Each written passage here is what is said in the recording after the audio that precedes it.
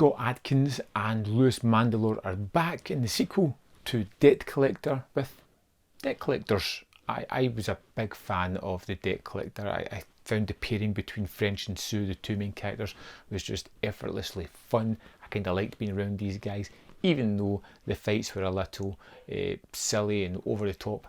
I kind of went with it because I liked the characters, even up to that big final shootout where both of our characters were left for dead.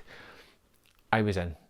When I heard there was a sequel, I was sold. I didn't need to know any more. I was already prepared to check this one out, and I'm really glad I did, because we get thrown right back into the relationship of French and Sue as they just have to work together. They've got a job to do in 3 days. They have to make 3 collections to save their boss.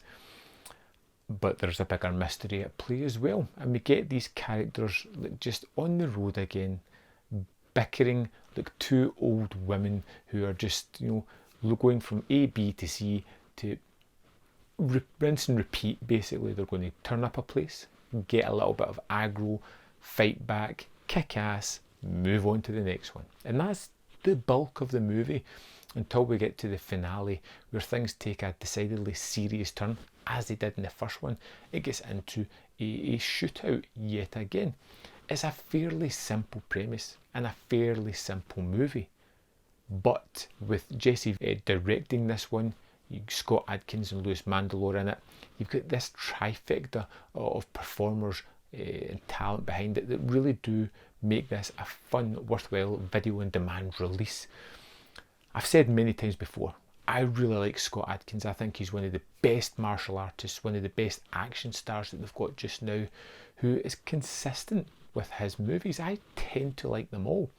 The action fight scenes in this are pretty terrific. They're kinetic, they're different, they look physically amazing, and that's just something that I really do appreciate about it. But that would be kind of hollow. We would have nothing else if it wasn't for the relationship between these two characters, and I feel that French and Sue are two of the best pairings that I've seen in a Scott Adkins movies. I'm already excited about a part 3. I don't know if there'll be one. I sure hope they will.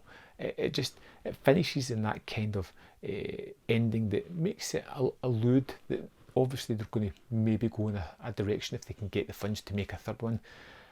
And I would be wholly up for that. The movie looks great.